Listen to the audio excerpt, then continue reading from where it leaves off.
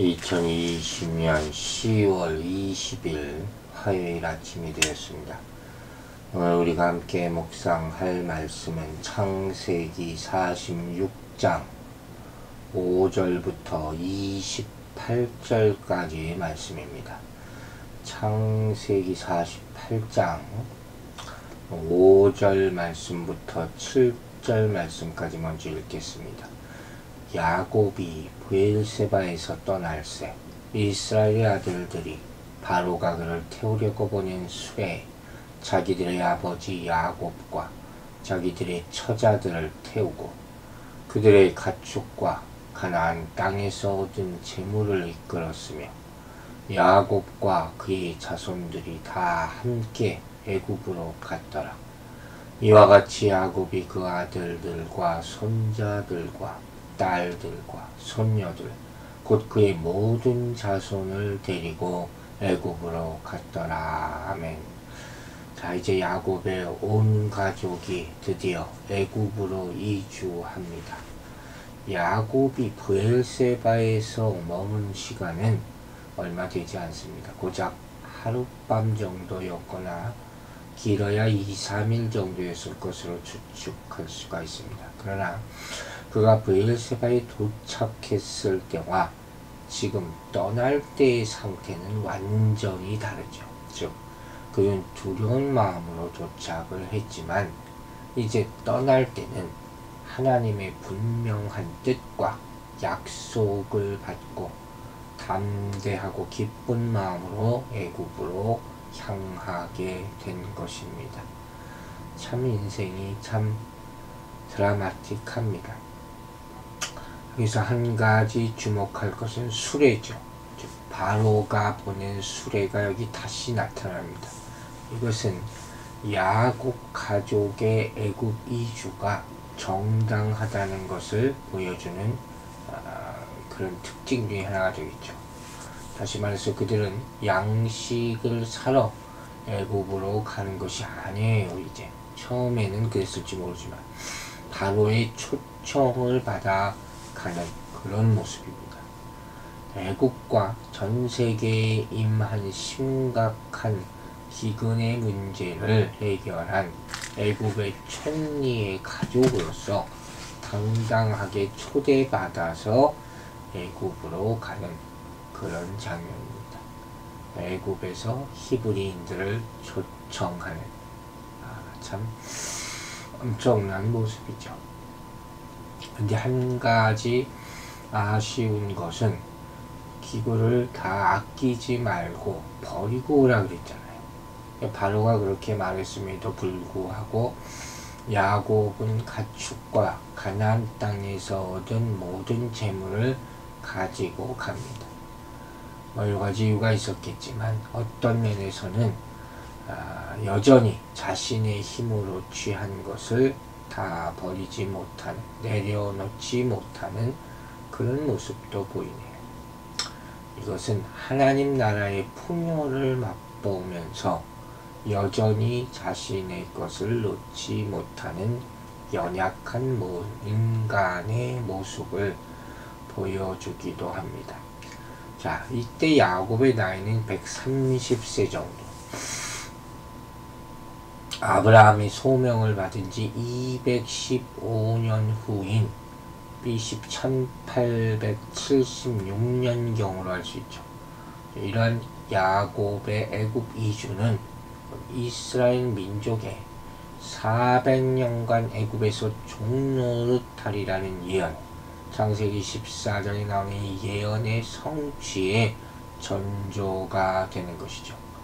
그리고 400년 후에는 다시 약속대로 출애굽하게 될 것을 보게 될 것입니다. 자, 이제 46장 8절부터 15절까지 출애굽한 이스라엘의 가족들의 이름이 나옵니다. 애굽으로 내려간 이스라엘 가족의 이름은 이러하니라. 야곱과 그의 아들들 곧 야곱의 맏아들 루벤의 아들 하녹과 발루와 헤스론과 갈미요 시몬의 아들은 여무엘과 야민과 오핫과 야긴과 스할과 가나안 여인의 아들 사울이요 레위의 아들은 게르손과 그핫과 무랄이요 유다의 아들 곧 엘과 오난과 셀라와 베레스와 세라니 엘과 오난은 가나안 땅에서 죽었고 베레스의 아들은 헤스론과 하물이요 이사갈의 아들은 돌라와 부아와 욥과 시므론이요 스불론의 아들은 세렉과 엘론과 알르엘이니 이들은 레아가 밧단나람에서 야곱에게 난 자손들이라. 그 딸 디나를 합하여 남자와 여자가 33명이며. 자, 8절부터 야곱과 함께 애굽으로 내려간 가족들의 명단과 숫자가 나타납니다.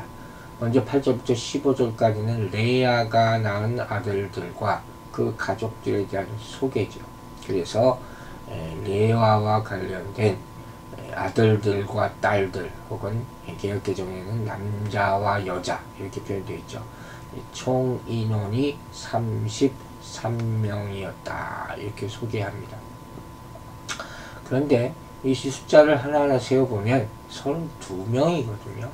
유대인들의 해석 가운데는 하나님이 야곱과 함께 가셨다.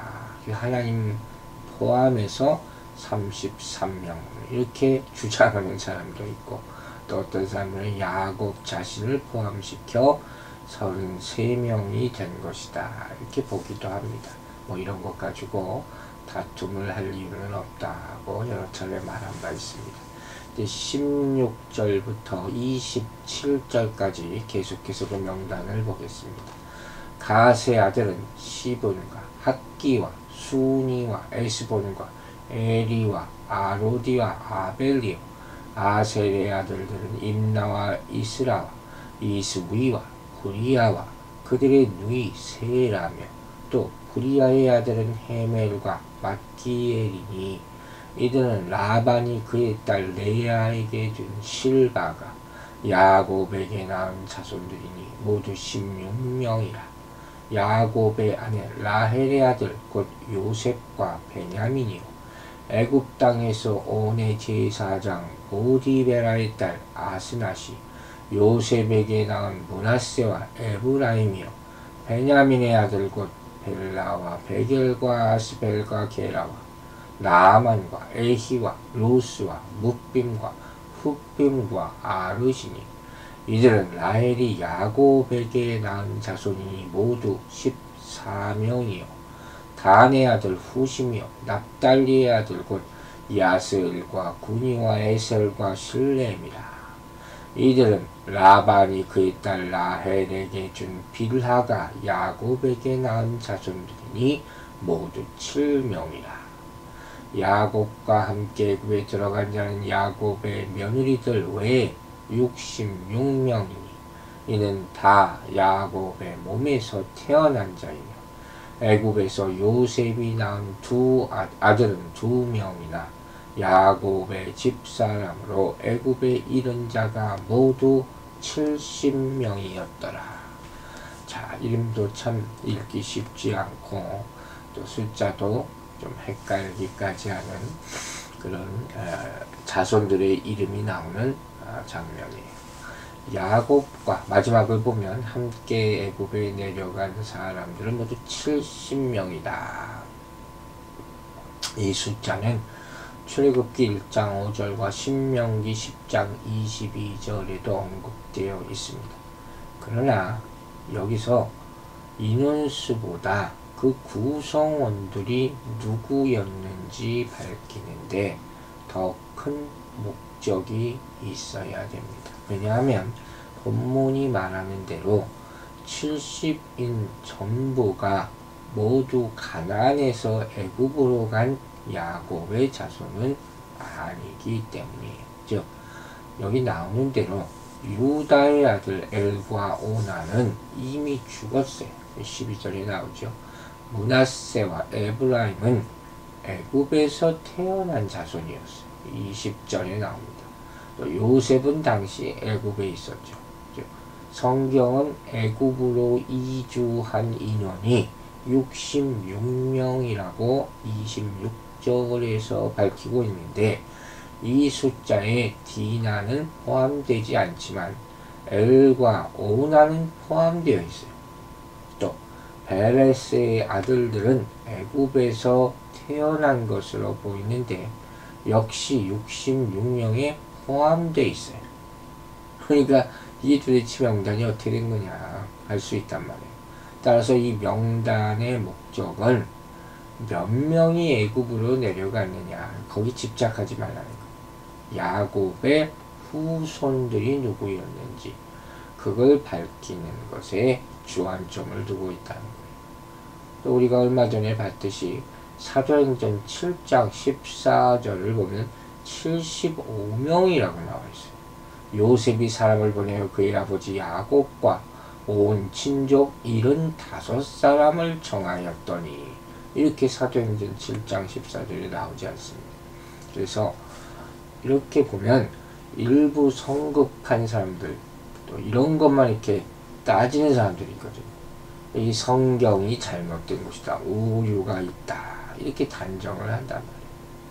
하지만 그래서 75명이라는 숫자는 70명이라는 숫자에 창세기에 나온 숫자에 5 손자들을 더한 숫자예요. 성경을 다 읽어보면 답이 다 있어요. 구약과 신약에 기록 간에 전혀 모순이 없다 하는 것을 어떤 사람은 이것을 중점적으로 쓰고 또 어떤 기록자는 또 다른 것에 포커스를 맞춰 쓰고 그런 것을 우리가 알 수 있는 거예요. 사무엘서 열왕기서 이런 연대기를 봐도 그런 기록들이 조금씩 다른 것을 찾을 수가 있습니다. 여기서 초점은 무엇이냐? 애굽으로 떠난 사람의 숫자가 70명이에요. 70명이라는 숫자는 큰 민족을 이루기에는 미약한 인원이에요. 그러나 나중에는 어마어마한 숫자가 됩니다. 즉, 이 이유가 뭐냐? 하나님이 민족을 이루는데 기초가 되는 숫자는 수는 적어도 의미 있는 숫자이면 된다는 거죠. 즉 하나님은 전능하신 분이라 그러지 않습니다. 이걸 찾아내는 거예요. 하나님은 그분의 능력으로 이 적은 수의 한 집안을 애굽에서 큰 민족으로 번창하게 하실 것입니다. 전능하신 하나님 잊지 말아야 돼요. 사람은 모든 환경과 조건이 맞아야 일이 된다고 생각을 해요. 하지만 하나님은 환경과 조건에 제한되는 분이 아니세요. 또 하나님은 약속을 반드시 이루는 분이 아닙니다. 그걸 잊지 말아야죠. 하나님은 구약의 약속을 신약 성경을 통해서 성취하셨습니다. 그러므로 신약 시대를 살아가는 모든 백성은 기대했던 약속을 실제로 누리게 될 것입니다. 그걸 믿어야 되는 거예요. 또 이미 성취된 약속을 통해서 장차 우리에게 주어질 영광 무엇입니까? 부활을 기대하고 확신하며 살아가야 할 줄로 믿습니다. 28절 보겠습니다. 야곱이 유다를 요셉에게 미리 보내어 자기를 고센으로 인도하게 하고 다 고센 땅에 이르니 야곱은 유다를 요셉에게 미리 보내서 그들을 고센으로 인도하게 합니다. 유다는 베냐민을 구하는데 주도적인 역할을 했죠. 이제는 야곱이 요셉을 만나는 일에도 주도적인 역할을 하고 있습니다. 자, 야곱이 요셉을 만날 장소로 지정한 곳은 바로가 얘기한 애굽이 아니에요. 요셉이 제안한 고센 땅이었습니다. 지금 야곱은 아들 요셉의 말을 더 신뢰하고 따르는 것이죠. 그럴 수밖에 없겠죠. 이렇게 야곱은 약속의 땅 가나안을 떠나서 고센 땅에 이르게 됩니다. 당분간 야곱은 기업으로 약속된 땅을 내려놓아야 하는 그런 상황에 처하게 되는 것이죠. 이것은 어떻게 보면 하나님의 약속이 후퇴한 것이 아닌가, 왜 이렇게 더딘가, 왜 또 고센인가, 이렇게 볼 수도 있어요. 하지만 하나님은 야곱에게 애굽으로 가라고 분명히 말씀하셨고 그 길을 인도하셔서 고센에 이르게 하신 거예요. 따라서 애굽 땅은 하나님의 약속이 이루어지는 과정에 있는 장소임을 깨달아야 합니다. 하나님은 그분의 계획 가운데서 이스라엘을 인도하고 계신 것입니다. 이처럼 야곱, 요셉 이런 인물들의 삶을 보면 깨닫게 되는 교훈이 있죠. 바로 하나님은 약속을 성취하시기 전에 여러 과정을 겪게 하신다 하는 사실이에요. 아브라함에게 가나안 땅을 약속하신 하나님은 그 땅을 바로 허락하지 않으시고 여러 세대를 거쳐 여러 일을 겪게 하십니다. 이 과정을 통해서 하나님이 어떤 분이시고 어떻게 일하시는지를 깨닫게 하시는 것이에요. 야곱은 3대째 살던 약속의 땅 가나안을 떠나서 고센 땅에 이르게 됩니다. 그들의 조건, 그들의 환경이 변하게 된 것이에요. 하지만 하나님의 약속은 여전히 변함이 없습니다. 여러분, 우리는 변하는 환경에 영향받지 말아야 합니다. 그리고 변하지 않는 하나님의 약속을 붙잡고 신뢰해야 할 것입니다. 하나님의 말씀은 신뢰하는 사람은 조건과 상황이 변하더라도 흔들리지 않을 것입니다. 우리에게 닥치는 상황 또한 하나님이 인도하시는 과정임을 믿는 사람은 어떤 변화에도 흔들리지 않고 평안할 수 있을 것입니다. 우리가 만나는 일이 우리의 기대와 다를 때가 참 많아요. 그죠? 하지만 그럴 때에도 하나님의 계획은 변하지 않습니다. 그분이 인도하고 계심을 믿고 신뢰하는 여러분들과 저가 되기를 주의 이름으로 축원합니다. 기도하겠습니다. 우리의 인생 하나님에 맡겨진 인생이라면 가는 동안에 여러 가지 상상 못했던 모습이 나타날지라도 하나님을 바라고 믿고 그 계획 안에서 순종하게 하여 주시옵소서. 우리가 예상치 못한 일들이 너무도 많이 일어나지만 놀라고 낙심하고 근심치 말게 하여 주시고 변함없는 살아있는 약속 그 말씀을 붙잡고 오늘도 내일도 믿음으로 이겨내고 인내하며 살아갈 수 있도록 도와주시옵소서. 연약한 자를 지켜주시고 교만한 자를 낮추시며 하나님의 사랑과 하나님의 긍휼과 섭리 안에서 약속의 말씀이 우리에게 역사하는 그날까지 주님과 동행하는 인생이 되게 하여 주시옵소서. 감사드리며 예수 그리스도의 이름으로 기도했습니다. 아멘.